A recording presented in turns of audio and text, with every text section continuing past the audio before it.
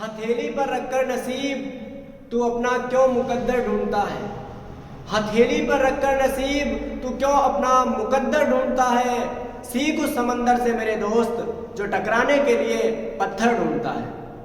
जय हिंद साथियों, मैं दीपक कुमार आपका स्वागत करता हूं आपके प्यारे से चैनल गोल्डन फ्यूचर क्लासेस पर। हम आपके लिए लेके आए हैं फिजिक्स की अगली क्लास। हम चल रहे हैं यूनिट 3 पर जिसमें हमारा टॉपिक चल रहा है विद्युत धारा का चुंबकीय प्रभाव। विद्युत धारा के चुंबकीय प्रभाव में गतिमान आवेश तथा चुंबकीय क्षेत्र जो चल रहा है, इसमें हमने पहले टॉपिक में और स्टेट का प्रयोग पढ़ा। गतिमान आवेश और विद्युत धारा और चुंबकीय क्षेत्र के बीच संबंध स्थापित किया। उसके बाद में बायो तथा सेवर्ट के नियम पढ़े, म्यू नॉट और एप्सिलॉन नॉट में संबंध जाना। इसके बाद में अगले वीडियो में हमने किसी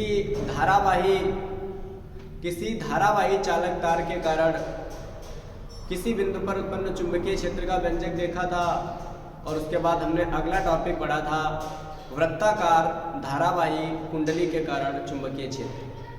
और वृत्ताकार धारावाही कुंडली के कारण चुंबकीय क्षेत्र दो स्थितियों में ज्ञात किया जा सकता है, जिनमें से एक स्थिति आती है कुंडली के केंद्र पर और दूसरी स्थिति आती है कुंडली के अक्ष पर। जिसमें हमने पहला टॉपिक जो हमारा धारावाही कुंडली के कारण चुंबकीय क्षेत्र था, कुंडली के केंद्र पर हम कवर कर चुके हैं। और आज हम आपके लिए बात करेंगे कुंडली के अक्ष पर चुंबकीय क्षेत्र की। तो आइए साथियों, जानते हैं इसके डायग्राम के बारे में। इसका क्या डायग्राम है, इसका कैसा चित्र बनेगा और उसके कारण कैसे हम चुंबकीय क्षेत्र का व्यंजक जानेंगे।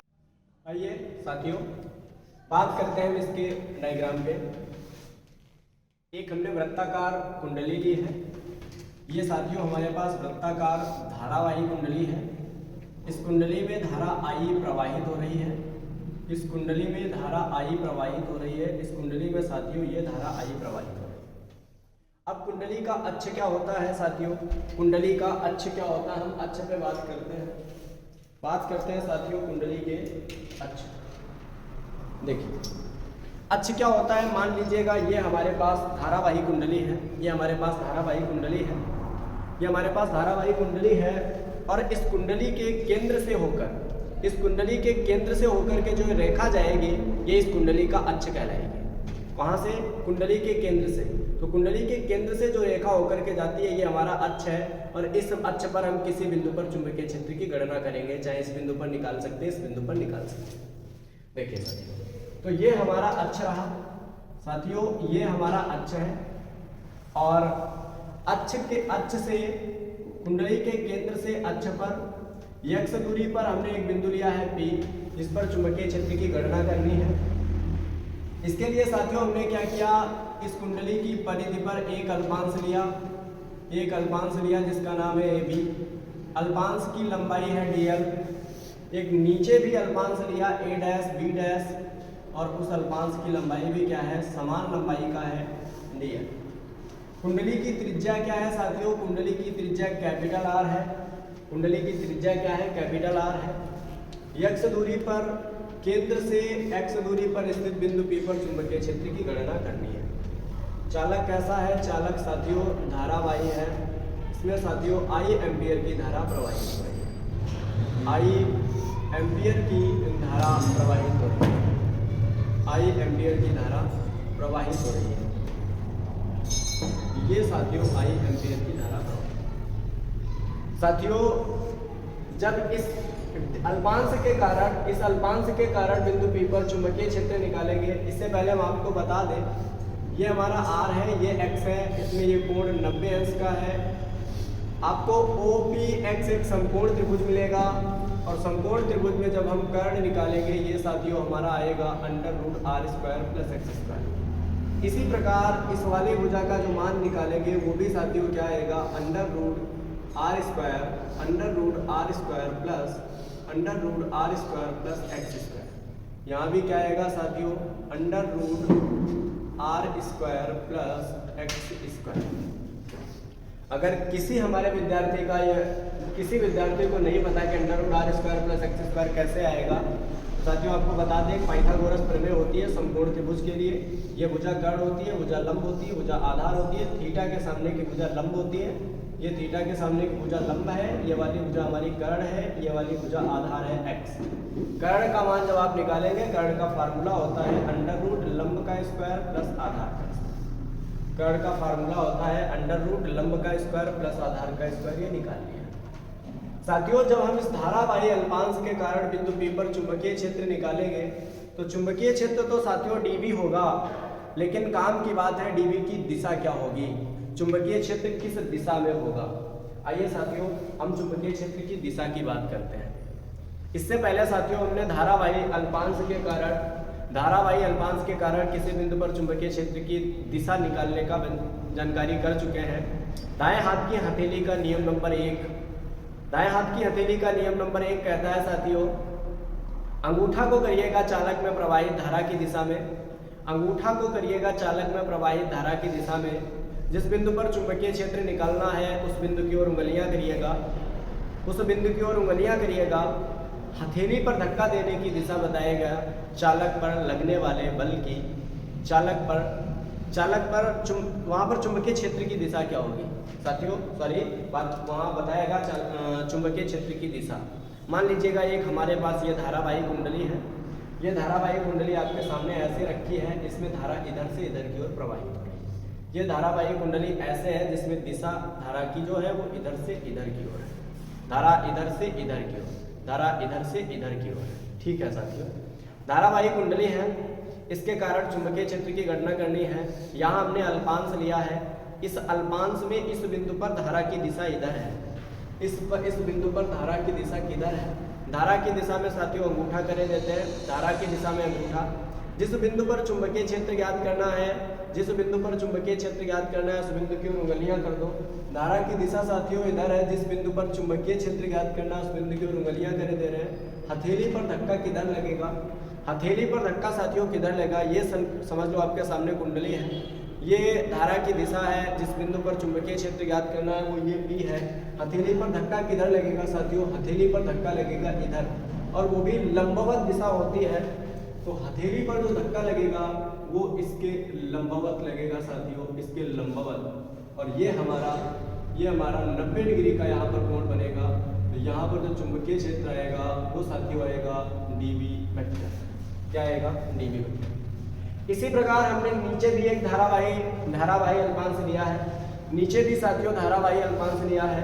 इस बिंदु पर चालक में आपको पता है धारा की दिशा ऐसे है, अंगूठा कर दीजिएगा चालक में प्रवाहित धारा की दिशा में, अंगूठा कर दिया धारा की दिशा में। उंगलियां उस बिंदु की ओर करो जिस बिंदु पर चुंबकीय क्षेत्र ज्ञात करना है, उंगलियां उस बिंदु की ओर कर दी जिस बिंदु पर चुंबकीय क्षेत्र ज्ञात करना है। हथेली पर धक्का किधर लगेगा, नीचे की ओर, हथेली पर धक्का किधर लगेगा साथियों, नीचे की ओर, वो भी इसके लंबवत लगेगा।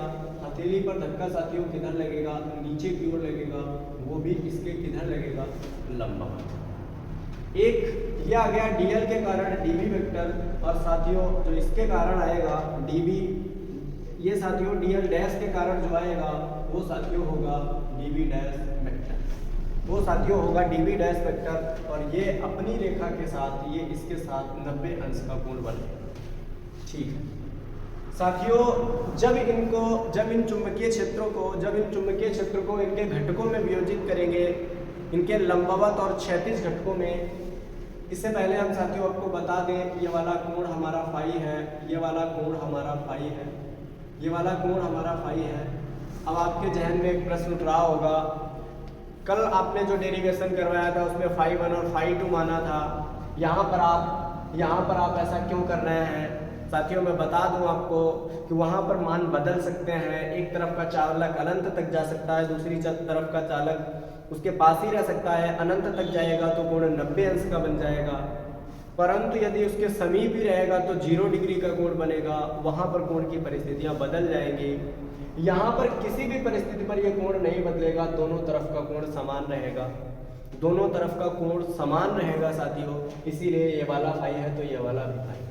कोण निकालने की सहायता से, जिस प्रकार से कोण निकाले जाते हैं उस तरीके से साथियों ये वाला जो हमारा कोण होगा मैथमेटिक्स के अनुसार ये वाला भी कोण फाई होगा, और साथियों ये वाला जो कोण होगा वो भी कितना होगा, ये वाला भी साथियों कोण कितना होगा, फाई। अब साथियों ये वाला कोण हमारा फाई होगा, ये वाला हमारा कोण फाई होगा, और ये वाला भी कोण हमारा फाई होगा, ये दोनों कोण हमारे फाई होंगे। अब फिजिक्स का सदिश रूल कहता है जब किसी सदिश घटक को उसके दो घटकों क्षैतिज और लंबवत घटकों में वियोजित करते हैं तो जिधर थीटा लेते हैं थीटा की तरफ साथियों कास आता है और थीटा के अपोजिट साथियों साइन आता है। थीटा की तरफ तो कास आता है और थीटा के अपोजिट क्या आता है, साइन। तो जो थीटा की तरफ जो घटक आएगा वो हमारा होगा साथियों डीवी कास फाई, और जो थीटा के क्षैतिज घटक लेंगे, जो थीटा का क्षैतिज घटक लेंगे, थीटा का क्षैतिज घटक वो साथियों आएगा डीवी साइन फाई, वो साथियों क्या आएगा, वो आएगा डीवी साइन फाई। ठीक इसी तरीके से इस वाले में अगर हम बात करें, इसमें भी थीटा की तरफ जो घटक लेंगे वो साथियों आएगा, वो हमारा आएगा डीबी, ये साथियों आएगा dB dash cos phi, dB dash cos phi, और इधर जो साथियों आएगा ये आएगा डीबी डैश साइन फाई। ये हमारा जो आएगा वो डीबी डैश साइन फाई होगा, ये हमारा जो आएगा वो डीबी डैश साइन फाई होगा। हम इस तरीके से मिला सकते हैं। आप देख सकते हैं हमारा जो डायग्राम है वो कंप्लीट हो गया है। जो डायग्राम है साथियों वो कंप्लीट हो गया है। अब हम चलते हैं अपने कहाँ चलते हैं, अब हम चलते हैं इसके डेरिवेशन की तरफ। तो आइए बात करते हैं इसके डेरिवेशन। आइए बात करते हैं इसके डेरिवेशन में। देखिए सर, जो डायग्राम हमने बनाया है इस पर हम थ्योरी क्या लिखेंगे। माना कैपिटल आर त्रिज्या की एक वृत्ताकार कुंडली है जिसमें आई एम्पियर की धारा प्रवाहित है। माना कैपिटल आर त्रिज्या की एक वृत्ताकार कुंडली है जिसमें आई एम्पियर की धारा प्रवाहित हो रही है, तथा कुंडली के केंद्र O से x दूरी पर एक बिंदु, यहाँ पर आपको P लेना है, x दूरी पर एक स्थित बिंदु P है जिस पर चुंबकीय क्षेत्र की गणना करनी है, बिंदु P पर चुंबकीय क्षेत्र की गणना करने के लिए हम क्या करते हैं, कुंडली की परिधि पर हम एक धारावाही अल्पांश लेते हैं। तो वही लिखा है, माना कुंडली के शीर्ष पर बोर्ड के तल। आइए बात करते हैं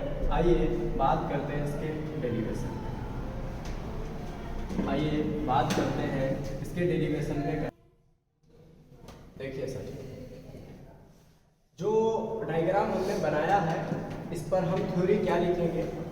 माना कैपिटल आर त्रिज्या की एक वृत्ताकार कुंडली है जिसमें आई एम्पियर की धारा प्रवाहित है। माना कैपिटल आर त्रिज्या की एक वृत्ताकार कुंडली है जिसमें आई एम्पियर की धारा प्रवाहित हो रही है, तथा कुंडली के केंद्र O से x दूरी पर एक बिंदु, यहाँ पर आपको P लेना है, x दूरी पर एक स्थित बिंदु P है जिस पर चुंबकीय क्षेत्र की गणना करनी है। बिंदु P पर चुंबकीय क्षेत्र की गणना करने के लिए हम क्या करते हैं, कुंडली की परिधि पर हम एक धारावाही अल्पांश लेते हैं। तो वही लिखा है, माना कुंडली के शीर्ष पर बोर्ड के तल के लंबवत, साथियों आप लिखेंगे कागज के तल के लंबवत, तथा बाहर की ओर दिष्ट एक धारावाही अल्पांश डीएल वेक्टर, एक धारावाही अल्पांश डीएल वेक्टर है। तब बायो-सेवर्ट के नियम से, बायो-सेवर्ट का नियम किस पर लगता है, किसी धारावाही चालक पर। धारावाही चालक के लिए हमने अल्पांश ले लिया, बायो-सेवर्ट का नियम लगाएंगे, dB बराबर, बायो-सेवर्ट का नियम कहता है dB बराबर dv बराबर म्यू नॉट बटा 4 पाई इंटू आई dl साइन थीटा के भी साथियों बाद में बात करते हैं बटे आर स्क्वायर। आर क्या होती है? दूरी। अल्पांश से जिस बिंदु P पर चुंबकीय क्षेत्र ज्ञात करते हैं वहां तक की दूरी। अल्पांश ये हो गया, बिंदु P ये हो गया, यहाँ तक की दूरी कितनी है? Under root r square plus x square. तो दूरी के स्थान पर हम प्रयुक्त करेंगे under root r square plus x square का होल स्क्वायर, क्योंकि आर स्क्वायर होता है। थीटा कितना आएगा साथियों? आइए थीटा पर बात करते हैं। ये मान लीजिएगा साथियों हमारा चालक है, ये हमारी कुंडली है साथियों, ये कुंडली का अक्ष हो गया, ये धारावाही अल्पांश हो गया साथियों, ये हमारा धारावाही अल्पांश हो गया, ये हमारा धारावाही अल्पांश हो गया। अल्पांश के साथ ये कितने डिग्री का कोण बन रहा है? अल्पांश के साथ ये कितने डिग्री का कोण बन रहा है साथियों? ये अल्पांश आप ऐसे ले लें साथियों, अल्पांश के रूप में हम साथियों ये ले रहे हैं अल्पांश के रूप में। ये हमारा अक्ष हो गया, ये हमारा अक्ष हो गया, ये हमारा अल्पांश हो गया। ये अल्पांश के साथ कितने डिग्री का कोण कौन सा है साथियों? हमारा साथियों जो कोण है साथियों, जिस हम कोण की बात कर रहे हैं वो कोण इधर से इधर का है। ये साथियों आप इसको देख सकते हैं, ये वाली स्थिति है। जिस कोण की बात कर रहे हैं साथियों वो हमारा यहाँ से यहाँ तक का कोण है। ये अल्पांश ले लिया, अल्पांश के साथ ये वाला कोण कितना है? यहाँ से यहाँ तक का साथियों 90 डिग्री। तो साथियों थीटा का मान कितना होगा? ये कंफर्म हो चुका है कि थीटा का मान 90 होगा। तो थीटा की जगह हम कितना पुट करते हैं? 90 डिग्री। जब थीटा की जगह 90 पुट करेंगे तो साइन 90 का मान कितना होता है? साइन 90 का मान 1 होता है। यहाँ से हमें dv बराबर क्या मिल जाएगा? dv बराबर म्यू नॉट बटे 4 पाई इंटू आई dl। एक की गुणा कराएंगे आई dl ही रहेगा बटे में अगर बात करें तो रूट के ऊपर स्क्वायर लगा है, स्क्वायर हट जाएगा, रूट हट जाएगा, क्या बचेगा r square plus x square, r square plus x square. इसको साथियों हम समीकरण 1 बनाते हैं। आइए इसके आगे की घटना जानते हैं। हमें मालूम है ये वृत्ताकार जो कुंडली है, ये धारावाही वृत्ताकार कुंडली है। इसको हम कई अल्पांशों में विभाजित मान सकते हैं। इस कुंडली में कई अल्पांश, एक अल्पांश ये हो गया, एक अल्पांश ये हो गया, एक अल्पांश ये हो गया, एक अल्पांश ये हो गया। ऐसे इस वृत्ताकार कुंडली पर कई अल्पांश मान सकते हैं। उन अल्पांशों में से जो हमने शीर्ष तल पर अल्पांश लिया है वो हमारा है डीएल वेक्टर। शीर्ष तल पर जो अल्पांश लिया है वो है डीएल वेक्टर। उसी अल्पांश के बराबर परिमाण का एक और अल्पांश लेते हैं जो कुंडली के निचले तल पर। परिमाण दोनों का समान है किंतु दिशा दोनों की विपरीत है। ऊपर वाले के अल्पांश के कारण चुंबकीय क्षेत्र की दिशा कागज के तल के लंबवत भीतर की ओर है, जबकि इस वाले अल्पांश के कारण चुंबकीय क्षेत्र की दिशा कागज के तल के लंबवत बाहर की ओर दिष्ट है। जैसा कि हम पीछे बात कर चुके हैं डिटेल के साथ जब हमने डायग्राम बनाया था तब। तो जब इस डीएल के कारण क्षेत्रफल सदिश चुंबकीय क्षेत्र सदिश डीबी वेक्टर, इस वाले अल्पांश के कारण क्षेत्रफल सदिश डीबी डैश वेक्टर, इन दोनों घटकों को जब इनके घटकों में वियोजित करेंगे, जब क्षेत्रफल सदिश को इनके घटकों में वियोजित करेंगे तो एक हमें लंबवत घटक प्राप्त होता है, एक क्षैतिज घटक। आपको पता है ये कोण फाई है, ये वाला कोण फाई होगा।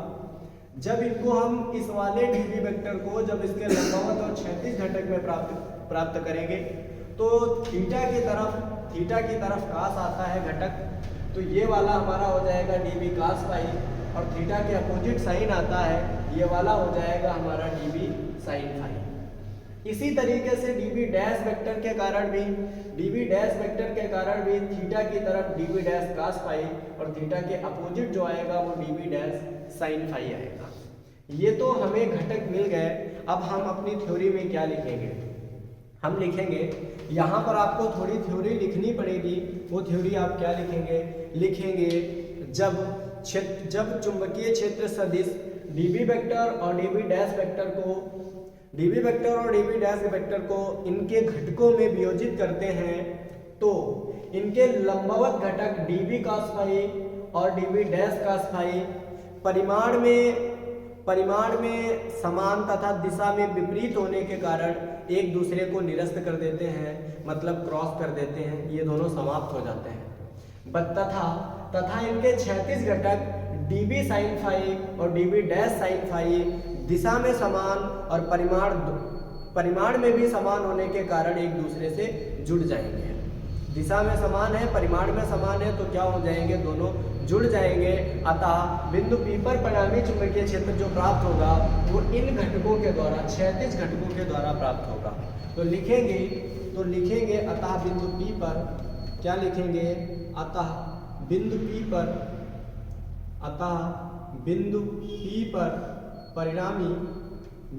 पर परिणामी चुंबकीय क्षेत्र। बिंदु P पर परिणामी चुंबकीय क्षेत्र किसके कारण होगा, dB sin फाई के कारण होगा। किसके कारण होगा, sin फाई के कारण। तो संपूर्ण चालक के कारण जब चुंबकीय क्षेत्र निकालते हैं तो रेखीय समाकलन करना पड़ता है, किसका, अल्पांश का। किसका करते हैं, अल्पांश का। हमें मालूम है उत्तरदायी कौन होगा, dB sin फाई होगा। कौन होगा, dB sin फाई। संपूर्ण के कारण निकालते हैं तो रेखीय समाकलन करते हैं, किसके कारण निकलेगा, जो निकलेगा वो dB sin फाई के कारण निकलेगा। साथियों क्या करेंगे, dB का मान समीकरण 1 से, dB का मान समीकरण 1 से रखने पर, dB का मान समीकरण 1 से रखने पर, जब dB का मान रखेंगे तो B बराबर रेखीय समाकलन dB का मान क्या है, dB का मान है μ0/4 पाई इंटू I dl बटे में साथियों r square plus x square, और साथ में क्या है, साथ में है साइन फाई। साथ में क्या है, साइन फाई। आइए आगे बात करते हैं। करते हैं क्या हम साइन फाई का मान निकाल सकते हैं, क्या हम साइन फाई का मान निकाल सकते हैं। साइन फाई के लिए साथियों क्या करेंगे, साइन फाई के लिए क्या करते हैं, हम ये त्रिभुज लेते हैं, त्रिभुज OPX। क्या है, त्रिभुज OPX में अगर हम त्रिभुज OPX की बात करें, त्रिभुज OPX की बात करें, एक समकोण त्रिभुज है, इसमें से हमें मालूम है थीटा के सामने की भुजा क्या होती है, लंब। ये भुजा हमें ज्ञात है, 90 के सामने की भुजा है कर्ण। लंब और कर्ण का संबंध किसमें होता है, साइन में। लिखेंगे साइन थीटा बराबर लंब बटा कर्ण से, साइन थीटा बराबर लंब बटा कर्ण से। थीटा की जगह हमें मालूम है फाई है, तो ये हमारा हो जाएगा साइन फाई बराबर लंब साथियों क्या रहेगा, लंब होगा कैपिटल R, और कर्ण क्या होगा, कर्ण साथियों होगा √r square plus x square. क्या कर देंगे, ये साइन फाई का मान यहाँ रखेंगे साथियों, चाहो तो इसको आप समीकरण 2 बना सकते हो। अब हम लिखेंगे समीकरण 2 से, क्या लिखेंगे, समीकरण 2 से। जब साथियों समीकरण 2 उठाएंगे, समीकरण 2 है हमारी b बराबर रेखीय समाकलन μ0/4 पाई इंटू I dl बटे √r square plus x square into sine phi का मान क्या निकला है साथियों, साइन फाई का मान निकला है r बटे √r square plus x square. और साथियों मैं आपको बता दूं, रूट का मतलब होता है उसकी पावर 1/2। रूट का मतलब क्या होता है, पावर 1/2। इसका मतलब इसको हम लिख सकते हैं r square plus x square की power 1/2। r square plus x square की पावर क्या होगी, r square plus x square की पावर 1/2 होगी। यहाँ से जब आगे की बात करेंगे, b बराबर रेखीय समाकलन किसका, μ0/4 pi into I dl into r बटे में। आपको मालूम है इसकी पावर है 1, इसकी पावर है 1/2। आधार दोनों के समान है, r square plus x square, r square plus x square. आधार समान होने पर गुणा में घातें जुड़ती हैं, आधार समान होने पर गुणा में घातें जुड़ती हैं। 1 और आधा जुड़ करके कितना हो जाएगा, 3/2। ये हो जाएगा r² प्लस x² की पावर 3/2। क्या करिएगा, dl रखिएगा, बाकी सब बाहर निकाल लो। ये हो जाएगा साथियों μ0/4 इंटू आई आर बटे अंडर रूट बटे r² प्लस x² की पावर 3/2। क्या बचेगा, रेखीय समाकलन और dl, रेखीय समाकलन dl। ये हमारा b का मान इतना आया। साथियों बात करेंगे रेखीय समाकलन dl क्या होगा।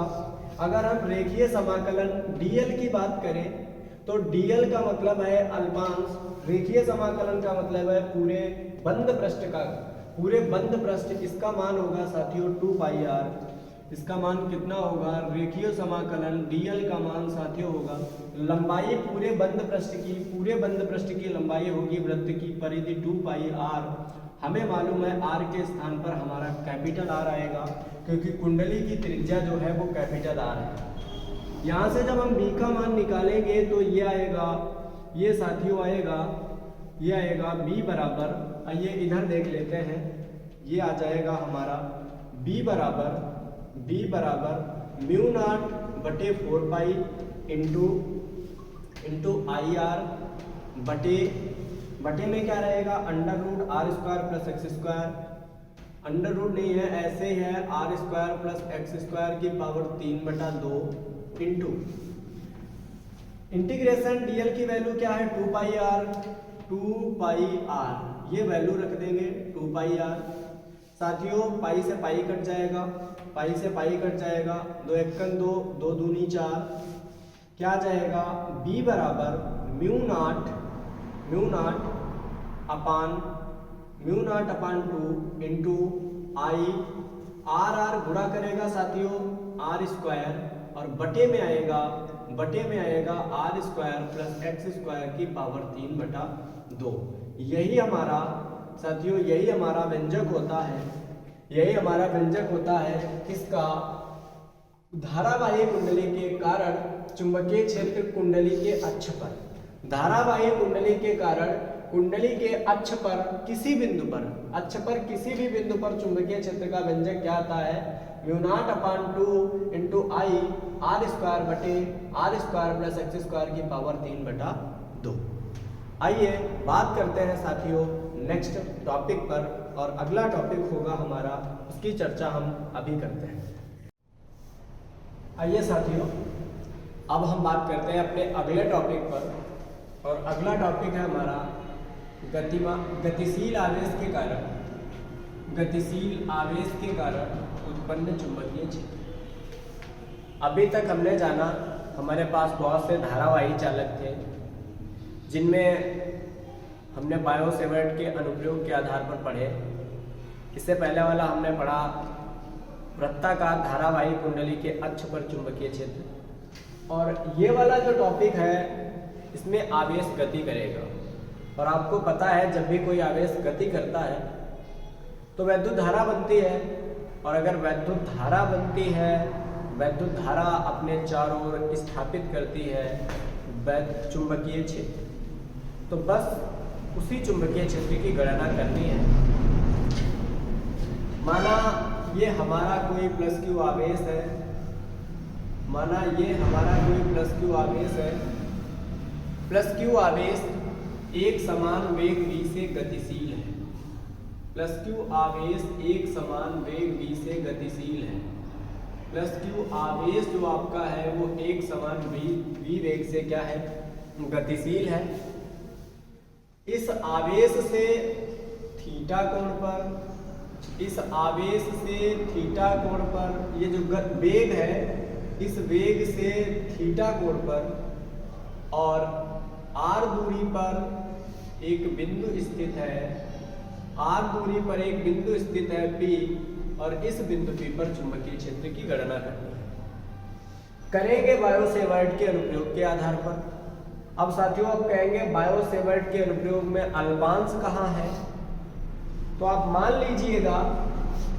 लीजिएगा जो आवेश है वो v वेग से गतिशील है, ये v वेग से गतिशील है, इसको आप एक अल्पांश के रूप में ले सकते हैं। इसके रूप में इसको आप अल्पांश के रूप में ले सकते हैं। इसका थोड़ा सा टुकड़ा ले सकते हैं। इस अल्पांश पर ही आवेश गतिशील है। अगर इस अल्पांश पर आवेश गतिशील है तो धारा भी इसी अल्पांश पर बनेगी। धारावाही चालक से थीटा कोण पर r दूरी पर स्थित बिंदु P पर चुंबकीय क्षेत्र, यही तो बायो-सेवर्ट का नियम है। बस इतना ही पढ़ना है। तो अब हमें यहाँ पर चुंबकीय क्षेत्र की दिशा भी जान लें। चुंबकीय क्षेत्र की दिशा किधर होगी? अगर अब हम चुंबकीय क्षेत्र की दिशा की कल्पना करें, अंगूठा को करते हैं चालक में प्रवाहित धारा की दिशा में, अंगूठा करते हैं चालक में प्रवाहित धारा की दिशा में, उंगलियां उस बिंदु की ओर करें जिस बिंदु पर चुंबकीय क्षेत्र ज्ञात करना है। हथेली पर बाहर की ओर धक्का देने की दिशा, हथेली की ओर धक्का देने की दिशा, हथेली इधर है तो इधर धक्का देने की दिशा, यानी कि ये होगा चुंबकीय क्षेत्र। अब 3D पर हम कैसे चुंबकीय क्षेत्र दिखाएं? 2D पर अगर हम 2D पर चुंबकीय क्षेत्र दिखाना चाहते हैं तो ये होगा चुंबकीय क्षेत्र आपका, ये होगा आपका चुंबकीय क्षेत्र। अब इस चुंबकीय क्षेत्र की जो दिशा होगी, इस चुंबकीय क्षेत्र की जो दिशा होगी वो बोर्ड के तल के लंबवत बाहर की ओर दिशा होगी। अब साथियों देखेंगे हम देखेंगे कि इसमें थ्योरी क्या लिखेंगे। इसमें लिखेंगे माना एक प्लस क्यू आवेश v वेग से गतिशील है, थीटा कोण बनाते हुए r दूरी पर स्थित बिंदु P पर चुंबकीय क्षेत्र ज्ञात करना है। ये साथियों इसमें हम बात करेंगे। देखिए इसमें हम यही लिखेंगे। देखिए साथियों, वही जो डायग्राम में है वही हमने लिखा है। माना कोई प्लस क्यू आवेश एक समान v वेग से गतिशील है या एक समान v वेग से गति कर रहा है, एक समान v वेग से गति कर रहा है, जिससे एक चुंबकीय क्षेत्र उत्पन्न होता है। जब कोई आवेश गति करता है तो क्या उत्पन्न होता है? एक चुंबकीय क्षेत्र उत्पन्न होता है। और इस जो चुंबकीय क्षेत्र उत्पन्न होगा वो गति करते हुए आवेश से थीटा कोण तथा r दूरी पर स्थित बिंदु P पर चुंबकीय क्षेत्र का मान ज्ञात करना है। ये हम लिख देंगे।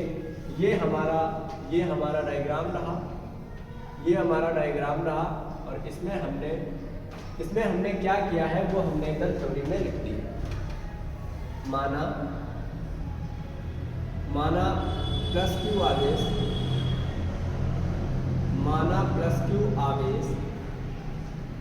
dt समय में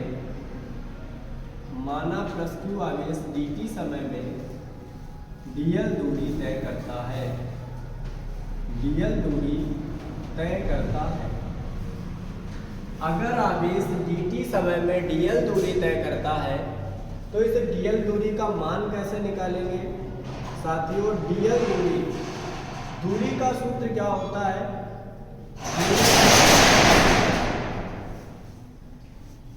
दूरी का सूत्र होता है साथियों, दूरी बराबर चाल गुणे समय। दूरी का सूत्र होता है चाल गुणे समय। चाल हमें मालूम है v है साथियों, समय क्या है? समय हमारा dt है। समय क्या है? dt। तो dl बराबर हमें मिल जाएगा v इंटू dt। इसको साथियों हम बना देंगे समीकरण नंबर 1। इसको क्या बना देंगे? समीकरण नंबर 1 बना देंगे। दूरी निकालनी है, dl निकाल लिया है। बायो-सेवर्ट के नियम में I होता है और dl होता है, तो dl निकाल लिया है। धारा और निकालने की कोशिश करते हैं।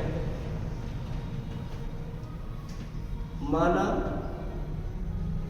या ऐसे आप लिख सकते हैं कि प्लस क्यू आवेश द्वारा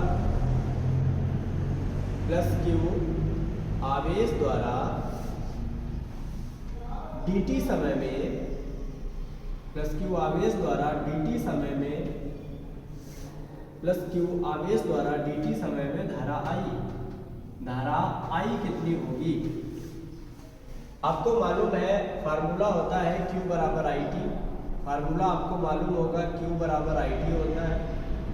यहाँ से साथियों अगर I का मान निकालें तो I बराबर Q/T। आई बराबर हमें क्या मिल जाएगा, आई बराबर क्यू अपान टी। साथियों धारा तो होगी आई, आवेश है क्यू, समय है डी टी, आई बराबर क्यू अपान डी टी। इसको बना देंगे हम समीकरण नंबर 2। डीएल निकाल लिया, आई निकाल लिए। अब हम लगा सकते हैं बायो सेवर्ट का नियम, लिखेंगे बायो तथा सेवर्ट के नियम से। बायो और सेवर्ट के नियम से, बायो और सेवर्ट के नियम से। बायो और सेवर्ट का नियम क्या है साथियों? बायो और सेवर्ट का नियम है dB बराबर म्यू नॉट बटा 4 पाई इंटू आई dl साइन थीटा बटे में आर स्क्वायर। क्या करेंगे, समीकरण 1 व 2 से, समीकरण क्या करेंगे हम, समीकरण 1 व 2 से, समीकरण 1 व 2 से मान रख देंगे तो dB बराबर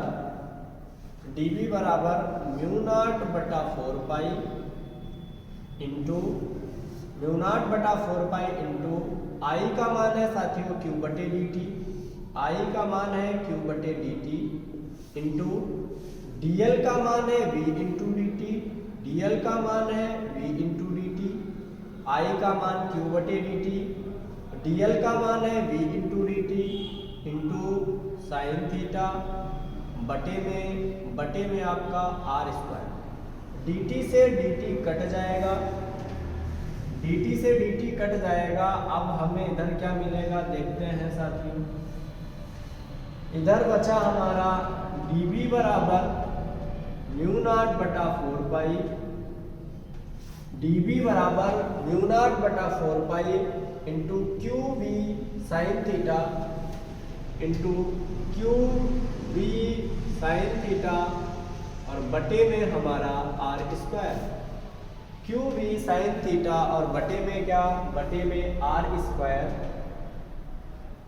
ये हमारा हो गया, ये हमारा हो गया धारा गतिशील आवेश के कारण या गतिमान आवेश के कारण किसी बिंदु पर चुंबकीय क्षेत्र का मान। साथियों अगर इसको हम सदिश रूप में लिखना चाहें, अगर इसको हम सदिश रूप में लिखना चाहें, सदिश रूप में साथियों क्या होगा, सदिश रूप का मतलब क्रॉस वेक्टर। क्रॉस वेक्टर किसके किसके बीच, क्रॉस वेक्टर साथियों साइन थीटा, थीटा किसके बीच का कोण है साथियों, थीटा वी के बीच का और आर के बीच का कोण है। साथियों वेग तो है हमारे पास लेकिन आर नहीं है, तो ऊपर आर से गुणा करा देंगे, नीचे आर से गुणा करा देंगे। कहने का मतलब आर से गुणा आर से भाग, आर से गुणा आर से भाग, कोई परिवर्तन भी नहीं होगा। जब हम सदिश रूप में लिखेंगे तो dB बराबर म्यू नॉट बटा 4 पाई इंटू क्यू तो ऐसे ही रहेगा क्योंकि क्रॉस किसके बीच का चाहिए, V और R के बीच का चाहिए, तो क्यू ऐसे ही रहेगा। ये आपका हो जाएगा V वेक्टर, ये आपका हो जाएगा R वेक्टर, ये आपका हो जाएगा V vector cross R vector. बटे में साथियों क्या हो जाएगा, ऊपर एक R लाना पड़ा तो नीचे R की पावर 3 बन जाएगी, क्योंकि R से कराई थी हमने गुणा, R से कराई थी गुणा और R से कराया भाग। ऊपर R बन गया R वेक्टर, क्योंकि साइन हटा तो R वेक्टर बन गया। बटे में R स्क्वायर और R मिलकर के R क्यूब बन गया। ये साथियों हमारा व्यंजक सदिश रूप में प्राप्त होता है। मात्रक क्या होगा इसका साथियों, मात्रक, इसका मात्रक साथियों टेस्ला होगा और इसका भी मात्रक साथियों क्या होगा, टेस्ला। लेकिन ये जो आपको मिलेगा ये dB वेक्टर मिलेगा, ये अपने सदिश रूप में आएगा। आई कैप के साथ आ सकता है, जे कैप के साथ आ सकता है, के कैप के साथ आ सकता है। अगर हम यहाँ पर बात करें चुंबकीय क्षेत्र की दिशा साथियों ये है, आपको मालूम है हमारे 3 अक्ष होते हैं। ये अक्ष हमारा x होता है, ये वाला हमारा y होता है, ये वाला हमारा z होता है। x अक्ष के सदिश को y कैप से, y अक्ष के सदिश को j कैप से और z अक्ष के सदिश को k कैप से। तो अभी तो हम ये कह सकते हैं इस डीबी के साथ क्या लगेगा, इस डीबी के साथ साथियों के कैप लगेगा। तो ये रहा साथियों हमारा वीडियो। अगर आपको ये वीडियो पसंद आया है, अगर आपको क्लासें अच्छी लगी हैं और आप सभी ऐसी और क्लासें चाहते हैं तो हमारी इन सभी क्लासों को लाइक करें, चैनल को सब्सक्राइब करें, वीडियो को अधिक से अधिक लोगों में शेयर करें ताकि हमारे सभी विद्यार्थियों तक ये क्लास पहुंचती रहे और हमें उत्साह मिलता रहे। कमेंट भी जरूर करें, ये जरूर बताएं कि आपको वीडियो कैसा लगा, और हमें जब उत्साह मिलता रहेगा तो हम आपके लिए रोज नई ऊर्जा के साथ एक नया वीडियो लाते रहेंगे।